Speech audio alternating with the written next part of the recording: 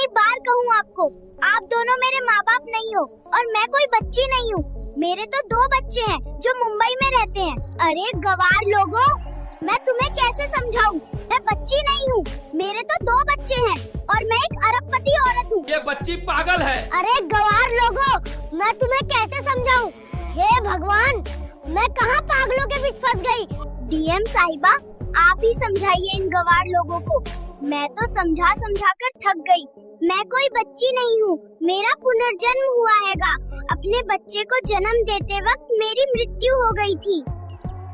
DM साहिबा, मेरी बात का यकीन करो, मेरा नाम करीना, पर पता नहीं ये गवार लोग मुझे कैसे फंसा रहे हैं। बिहार के एक छोटे धूल भरे गांव में एक गरीब मजदूर के घर एक बच्ची का जन्म होता है। जब वह 4 साल की हुई तो उसने अपने माँ बाप से जो कहा सुनकर आपके भी रोंगटे खड़े हो जाएंगे। उसने कहा, मेरा नाम उर्मिला नहीं, मेरा नाम करीना मित्तल है। मैं तो एक अरबपति हूँ। मैं मित्तल मोटर्स की मालकिन हूँ। मेरे 2 बच्चे हैं और मेरा परिवार मुंबई में रहता है। मैं यहाँ गलती से आ गई हूँ। किसी ने जानबूझकर मेरी हत्या करवाई थी और मैं उसी का बदला लेने आई हूँ।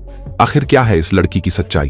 क्या वह सच बोल रही है या बस झूठी कहानियां बना रही है? इन सभी सवालों के जवाब जानने के लिए यह वीडियो शुरू से लेकर अंत तक जरूर देखें, तभी आपको पूरी कहानी समझ में आएगी। और अगर वीडियो पसंद आए तो एक लाइक और चैनल को सब्सक्राइब करना मत भूलिए। तो चलिए कहानी शुरू करते हैं। बिहार का वह छोटा सा धूल भरा गांव सूरज की पहली किरण के साथ ही जाग जाता था। यहीं एक टूटी फूटी झोपड़ी में राम भरोस और उसकी पत्नी शांति की दुनिया उनकी 4 साल की बेटी उर्मिला के इर्द गिर्द घूमती थी। उर्मिला, जिसकी बड़ी बड़ी गहरी आंखें हमेशा कुछ खोजती सी लगती थीं, बाकी बच्चों की तरह नहीं थी।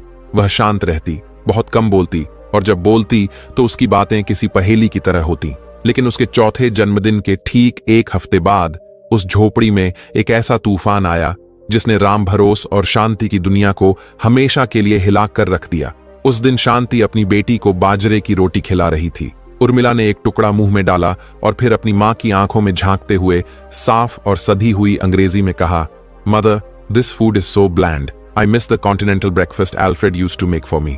शांति के हाथ से रोटी का टुकड़ा छूटकर जमीन पर गिर गया। अंग्रेजी, अल्फ्रेड, कॉन्टिनेंटल ब्रेकफास्ट, ये शब्द तो उसने कभी सुने भी नहीं थे।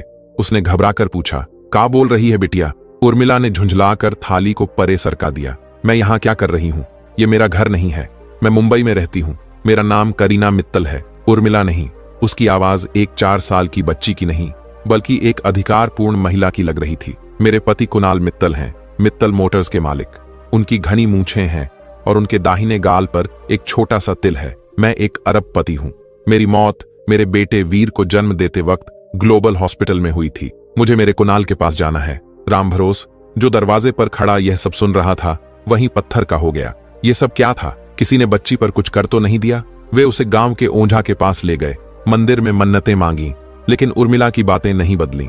वह दिन ब दिन और अजीब होती जा रही थी। वह अपनी फटी हुई फ्रॉक को देखकर रोती और कहती, मेरे पास गुच्ची और प्राड़ा के डिजाइनर कपड़े थे।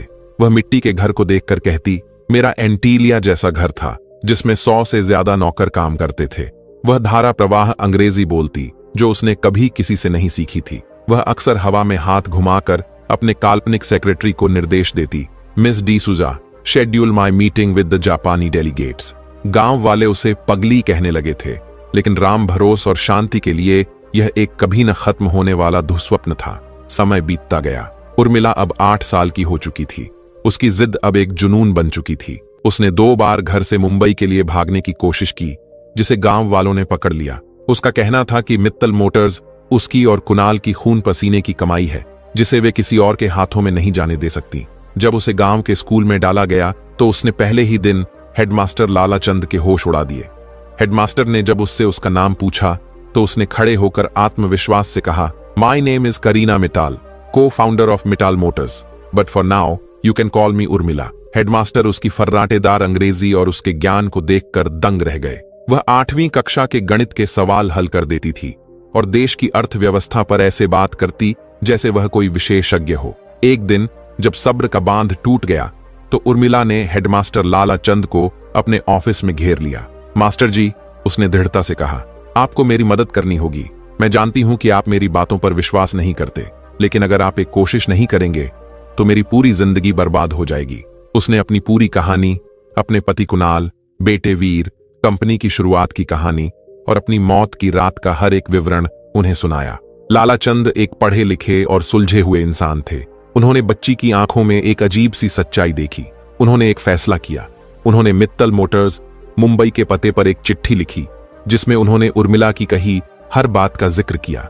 चिट्ठी भेजते वक्त उन्हें खुद भी यकीन नहीं था कि किसी अरबपति के दफ्तर से इस गुमनाम चिट्ठी का कोई जवाब आएगा।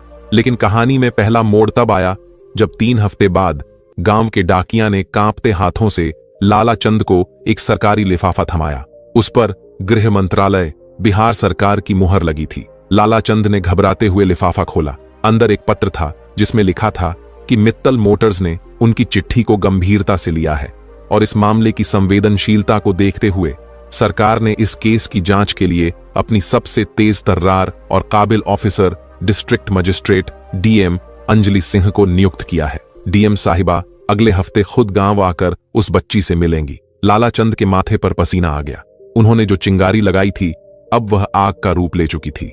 यह केस अब एक गांव की बच्ची के वहम का नहीं बल्कि एक राष्ट्रीय स्तर की जांच का मामला बन गया था और इस जांच की कमान उस ऑफिसर के हाथ में थी जो रहस्य की परतों को खोलने में माहिर मानी जाती थी। गांव में खबर फैलते ही सन्नाटा पसर गया। अब जो भी सच था वह सामने आने वाला था और इसका अंजाम कुछ भी हो सकता था। डीएम अंजलि सिंह का नाम ही अपराधियों के दिलों में खौफ पैदा करने के लिए काफी था। अपनी पैनी नजरों, तेज दिमाग और किसी भी झूठ को पकड़ लेने की अद्भुत क्षमता के लिए वह पूरे महकमे में जानी जाती थीं। जब उन्हें यह केस सौंपा गया तो पहली नजर में उन्हें यह किसी की शरारत या किसी मानसिक बीमारी का मामला लगा। लेकिन जब उन्होंने मित्तल मोटर्स के सीईओ कुणाल मित्तल के ऑफिस से आए गोपनीय नोट को पढ़ा तो उनकी त्योरियां चढ़ गईं। नोट में लिखा था, बच्ची जिन बातों का जिक्र कर रही है उनमें से कुछ इतनी निजी हैं कि वे केवल मुझे और मेरी स्वर्गीय पत्नी करीना को ही पता थीं। अंजलि सिंह ने अपनी टीम के साथ गांव में प्रवेश किया। 3 जीपों का काफिला जब राम भरोस की झोपड़ी के सामने रुका तो पूरा गांव देखने के लिए उमड़ पड़ा। अंजलि जीप से उतरी। सफेद साड़ी, आंखों पर काला चश्मा और चेहरे पर एक ऐसा आत्मविश्वास जो किसी को भी भयभीत कर दे। झोपड़ी के अंदर शांति और राम भरोस डर से कांप रहे थे। उर्मिला शांत बैठी थी। उसकी आंखों में न कोई डर था न कोई घबराहट। वह तो जैसे इसी दिन का इंतजार कर रही थी। अंजलि ने घर में घुसकर एक नजर चारों तरफ दौड़ाई और फिर उर्मिला के सामने एक स्टूल पर बैठ गईं। उन्होंने अपना चश्मा उतारा। उन्होंने नरम लेकिन सधी हुई आवाज में पूछा, तुम्हारा नाम उर्मिला है? बच्ची ने बिना पलक झपकाए साफ अंग्रेजी में जवाब दिया, मेरा नाम करीना मित्तल है और मैं मानती हूं कि आप यहां मेरी मदद करने के लिए आई हैं, डीएम साहिबा। अंजलि हल्का सा मुस्कुराई। बच्ची की जानकारी और आत्मविश्वास देखने लायक था। ठीक है करीना, अगर तुम करीना हो तो मुझे कुछ सवालों के जवाब दो। तुम और कुणाल पहली बार कहां मिले थे? यह एक ऐसा सवाल था जो अंजलि ने अचानक पूछा था, यह देखने के लिए कि बच्ची कोई घड़ी गढ़ाई कहानी सुना रही है या सच बोल रही है। उर्मिला ने आंखें बंद की जैसे कुछ याद कर रही हो। फिर उसने कहा, हम मुंबई के एक अनाथालय में मिले थे। हम दोनों वहीं पले बड़े। कुणाल मुझसे 2 साल बड़े थे। हम दोनों ने मिलकर एक सपना देखा था, एक ऐसी कार कंपनी बनाने का जो दुनिया पर राज करे। हम दोनों के पास एक भी रुपया नहीं था। अंजलि ने अपने नोटपैड पर कुछ लिखा। यह जानकारी पब्लिक डोमेन में नहीं थी। मित्तल की आधिकारिक बायोग्राफी में लिखा था कि उन्होंने अपनी पढ़ाई लंदन से की थी। यह पहला चौंकाने वाला बिंदु था। कंपनी का नाम मित्तल मोटर्स ही क्यों रखा? मित्तल करीना मोटर्स क्यों नहीं? अंजलि का अगला सवाल एक मनोवैज्ञानिक जाल था। उर्मिला ने तुरंत जवाब दिया, क्योंकि कुणाल हमेशा कहते थे कि मैं इस कंपनी की नींव हूं और नींव कभी दिखाई नहीं देती, वह सिर्फ मजबूती देती है। मित्तल नाम उनका था लेकिन मोटर्स का सपना मेरा था। हमारा एक गुप्त समझौता था। कैसा समझौता? कंपनी के 50% शेयर मेरे नाम पर थे, एक ट्रस्ट के जरिए। यह बात कुणाल, मैं और हमारे वकील मिस्टर आडवाणी के अलावा कोई नहीं जानता था। मेरी मौत के बाद वो शेयर मेरे बेटे वीर के नाम पर ट्रांसफर होने थे जब वह 21 साल का हो जाए। अंजलि के हाथ एक पल के लिए रुक गए। यह $1 अरबों का दावा था। अगर यह सच निकला तो मित्तल मोटर्स के साम्राज्य में भूचाल आ सकता था। तुम कहती हो तुम्हारी मौत बच्चे को जन्म देते वक्त हुई। कौन सा अस्पताल था? डॉक्टर का नाम क्या था? और मौत का सही कारण क्या था? अंजलि ने सवालों की बौछार कर दी। ग्लोबल हॉस्पिटल, मुंबई, डॉक्टर थींडो, अल्मेडा, सब कुछ ठीक चल रहा था। लेकिन डिलीवरी के ठीक बाद जब नर्स ने मुझे एक इंजेक्शन लगाया तो मुझे सांस लेने में तकलीफ होने लगी। मेरा पूरा शरीर अकड़ गया था। मुझे याद है कि मेरे कानों में सिर्फ एक आवाज गूंज रही थी, कोड ब्लू, कोड ब्लू। मुझे एनाफिलेक्टिक शॉक हुआ था। मुझे पेनिसिलिन से एलर्जी थी और यह बात मेरी फाइल में सबसे ऊपर लाल अक्षरों में लिखी थी। फिर भी मुझे वही इंजेक्शन दिया गया। यह सिर्फ एक मौत नहीं थी, यह एक हत्या का आरोप था। एक 8 साल की बच्ची जो बिहार के एक गांव में बैठी है, मेडिकल लापरवाही या साजिश की इतनी सटीक जानकारी दे रही थी। अंजलि ने आखिरी और सबसे मुश्किल सवाल पूछने का फैसला किया। कुणाल मित्तल यहां आ रहे हैं, वह तुमसे मिलना चाहते हैं। अगर तुम सच में करीना हो तो मुझे कोई एक ऐसी बात बताओ जो सिर्फ तुम और कुणाल जानते हो। कोई कोड वर्ड, कोई वादा, कोई राज। उर्मिला ने एक गहरी सांस ली और डीएम अंजलि के कान के पास झुककर धीरे से कुछ फुसफुसाया। वह शब्द सुनते ही अंजलि सिंह, जो हमेशा अपनी भावनाओं पर काबू रखती थीं, उनकी आंखें आश्चर्य से चौड़ी हो गईं। उन्होंने अविश्वास में उर्मिला की तरफ देखा। बच्ची ने जो कहा था वह कोई सामान्य राज नहीं था, वह एक ऐसा शब्द था जो कुणाल मित्तल के अतीत के सबसे काले अध्याय से जुड़ा हो सकता था। ठीक उसी समय बाहर गाड़ियों का एक और बड़ा काफिला आकर रुका। इस बार काली मर्सिडीज और रेंज रोवर्स थीं। दरवाजा खुला और उसमें से एक लंबा रौबदार आदमी उतरा। घनी मूंछें, चेहरे पर वही तिल और आंखों में एक असीम दर्द और संदेह लिए हुए।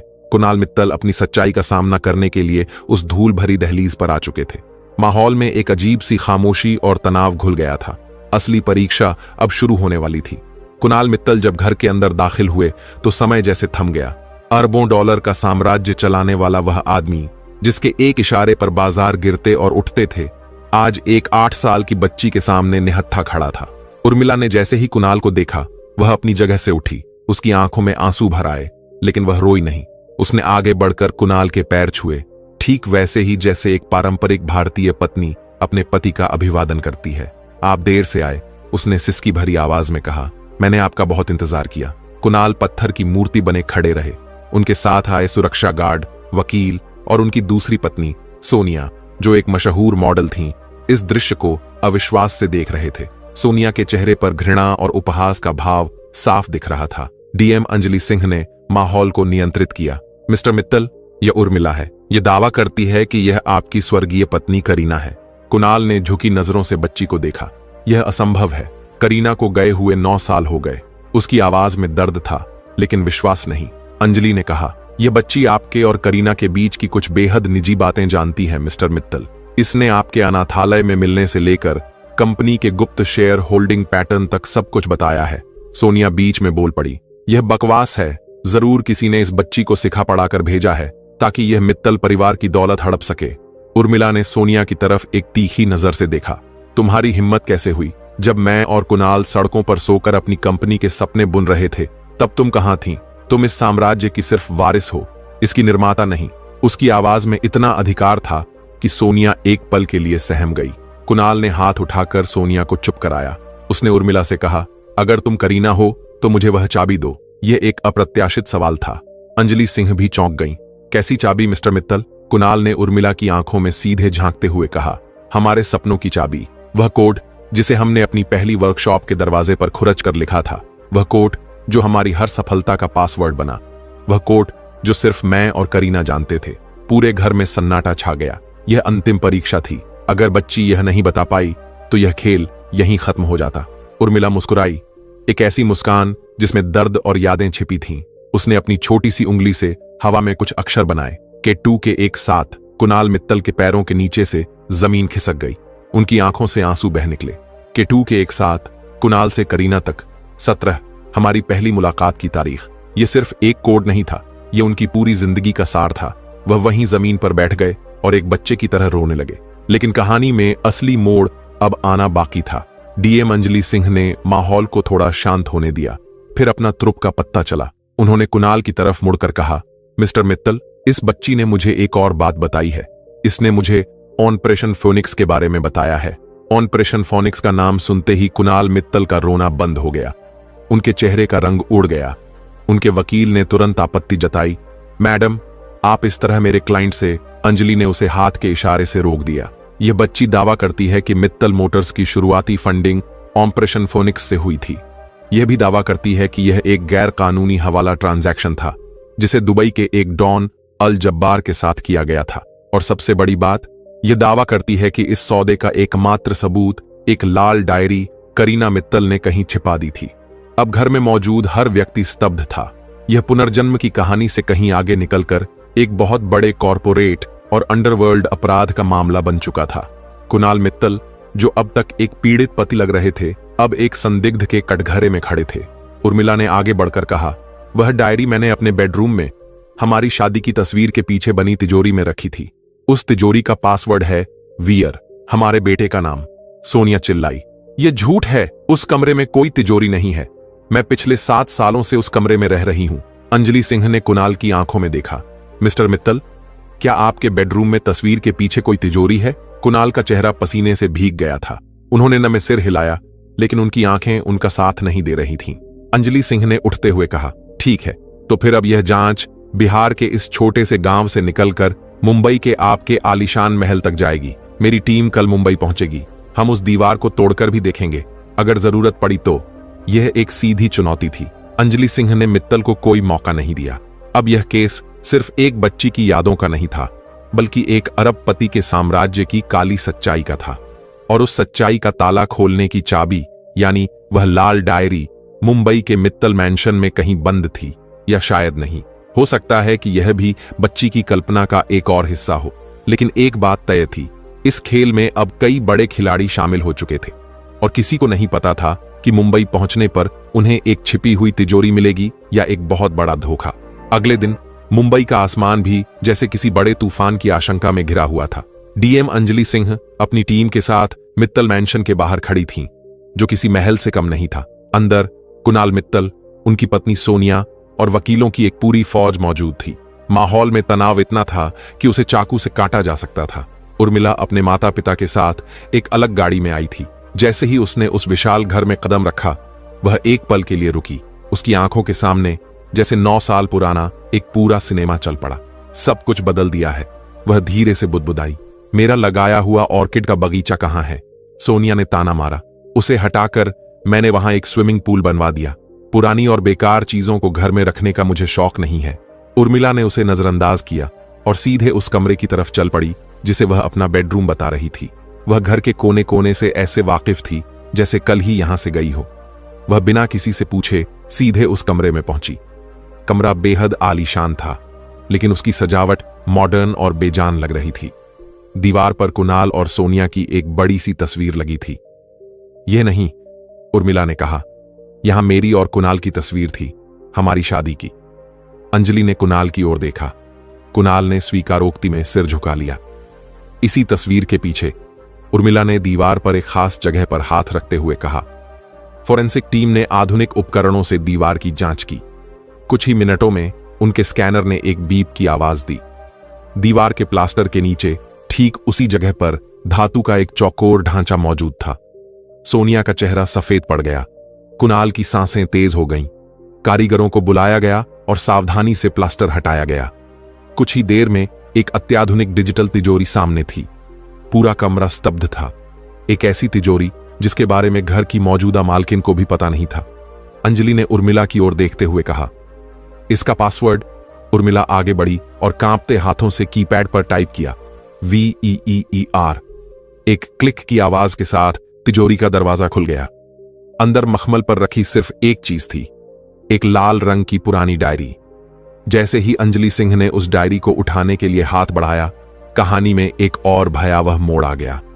कुणाल मित्तल ने अचानक अपनी जेब से एक छोटी सी पिस्तौल निकाली और अंजलि की कनपटी पर लगा दी। कोई अपनी जगह से नहीं हिलेगा, वह चिल्लाया, यह डायरी कहीं नहीं जाएगी। कमरे में हाहाकार मच गया।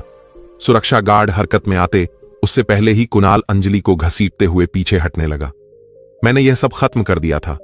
तुम सबने मिलकर मेरे अतीत को फिर से क्यों खोद निकाला? उसका चेहरा पागलपन और डर से विकृत हो रहा था। कुणाल, यह तुम क्या कर रहे हो? उर्मिला ने चीख कर कहा, तुम एक पुलिस ऑफिसर को बंधक नहीं बना सकते। चुप रहो, कुणाल गरजा। तुम करीना नहीं हो, तुम कोई बहुरूपिया हो जिसे मेरे दुश्मनों ने भेजा है। करीना मर चुकी है और उसका राज भी उसी के साथ दफन हो चुका है। अंजलि सिंह मौत के मुंह में होते हुए भी शांत थीं। उन्होंने कहा, राज कभी दफन नहीं होते मित्तल, और तुम्हारी यह हरकत साबित कर रही है कि इस डायरी में कुछ तो ऐसा है जिसके लिए तुम किसी की जान भी ले सकते हो। क्या यही वजह थी कि करीना को भी मरना पड़ा? यह सवाल तीर की तरह कुणाल को लगा। मैंने करीना को नहीं मारा, वह एक हादसा था। अंजलि ने तो फिर तुम डर क्यों रहे हो, पूछा। ठीक इसी समय सोनिया, जो अब तक कोने में डरी सहमी खड़ी थी, अचानक से हंसने लगी। एक अजीब डरावनी हंसी। सबने उसकी तरफ देखा। हादसा? वह बोली। नहीं, वह हादसा नहीं था, वह एक जरूरी कदम था। उसने अपने पर्स से एक छोटा सा सिरिंज निकाला। हां, मैंने दिया था उसे पेनिसिलिन का इंजेक्शन। वह उस लाल डायरी के दम पर कुणाल को ब्लैकमेल कर रही थी। वह इस पूरे साम्राज्य को दान करना चाहती थी। कहती थी कि यह पाप की कमाई है। मैंने और कुणाल ने मिलकर यह सब बनाया है और मैं किसी मरी हुई आत्मा को इसे बर्बाद नहीं करने दे सकती। यह एक चौंकाने वाला कबूलनामा था। हत्यारा कोई बाहरी नहीं, बल्कि घर का ही सदस्य था। कुणाल ने अविश्वास में सोनिया की तरफ देखा। तुमने यह क्या कह दिया? सच कह दिया जान। अब इन सबको भी हमेशा के लिए चुप कराना होगा। सोनिया ने वह सिरिंज अपनी कलाई में लगाने की कोशिश की, शायद आत्महत्या करने के लिए, लेकिन तभी एक गोली चली। गोली सोनिया के हाथ पर लगी और सिरिंज दूर जा गिरी। गोली चलाने वाला कोई और नहीं, बल्कि अंजलि सिंह का डिप्टी था, जो चुपके से कमरे में अपनी पोजीशन ले चुका था। कुणाल का ध्यान एक पल के लिए भटका और यही अंजलि के लिए काफी था। उन्होंने कुणाल की पकड़ से खुद को छुड़ाया और उसे जमीन पर गिरा दिया। कुछ ही सेकंड में कुणाल और सोनिया दोनों पुलिस की गिरफ्त में थे। केस सुलझ चुका था। हत्यारा पकड़ा गया था। पुनर्जन्म की कहानी ने एक बड़े अपराध का पर्दाफाश कर दिया था, लेकिन एक सवाल अभी भी बाकी था। अंजलि सिंह ने वह लाल डायरी उठाई और उसे खोला। पहले पन्ने पर जो लिखा था उसे पढ़कर उनके भी होश उड़ गए। डायरी में लिखा था, मेरा नाम करीना मित्तल है और मैं जानती हूं कि मेरी मौत होने वाली है, लेकिन यह कहानी सिर्फ मेरी या कुणाल की नहीं है। यह ऑपरेशन फोनिक्स से भी बड़ी एक साजिश का हिस्सा है। इस खेल में असली खिलाड़ी कोई और है। कुणाल तो सिर्फ एक मोहरा है, असली मास्टरमाइंड तो। और उसके बाद के पन्ने फटे हुए थे। कहानी खत्म नहीं हुई थी। यह तो बस शुरुआत थी। एक बड़े रहस्य का सिर्फ एक छोटा सा हिस्सा सामने आया था। असली मास्टरमाइंड अभी भी बाहर था और शायद वह सब कुछ देख रहा था। उर्मिला ने सिर्फ एक पर्दा उठाया था, लेकिन उसके पीछे अभी कई और पर्दे छिपे हुए थे। डायरी के फटे हुए पन्ने एक अनसुलझी पहेली छोड़ गए थे। कुणाल मित्तल और सोनिया सलाखों के पीछे थे, लेकिन डीएम अंजलि सिंह जानती थीं कि असली खिलाड़ी अभी भी आजाद है। कुणाल ने पूछताछ में कबूल किया कि ऑपरेशन फोनिक्स के पीछे एक बहुत बड़ा सिंडिकेट है, जिसका सरगना एक रहस्यमयी व्यक्ति है जिसे वे सिर्फ गुरुजी के नाम से जानते हैं।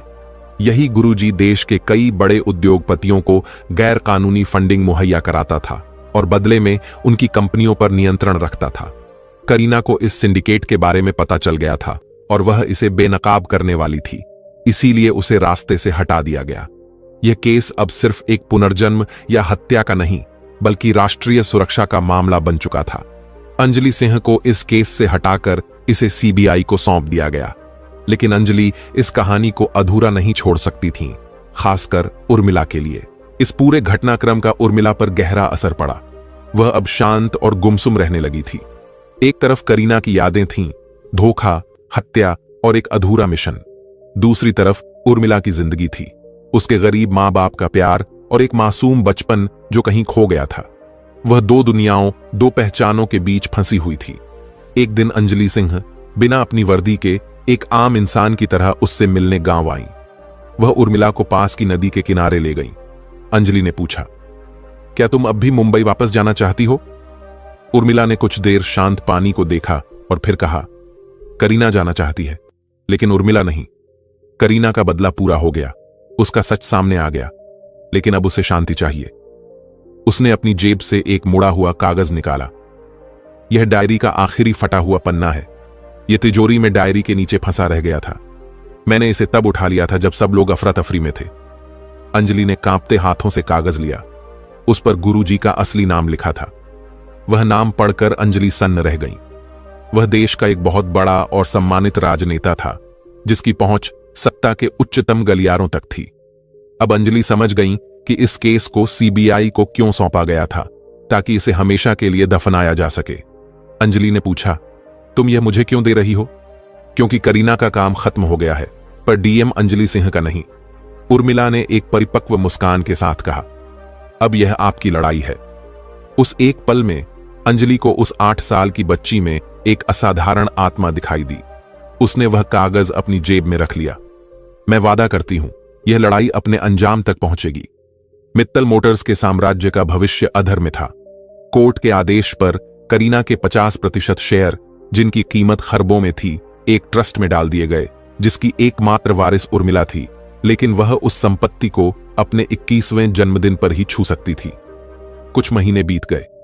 गांव में सब कुछ धीरे धीरे सामान्य हो रहा था।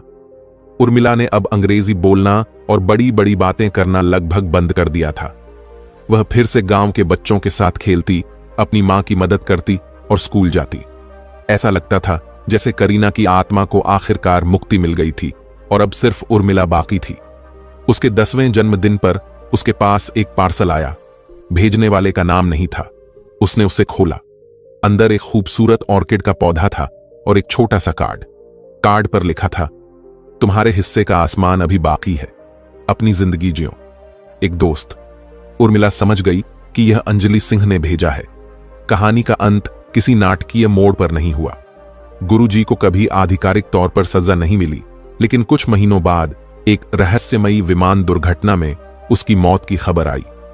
अंजलि सिंह का तबादला दिल्ली में एक बहुत महत्वपूर्ण पद पर हो गया था। उर्मिला बड़ी हुई।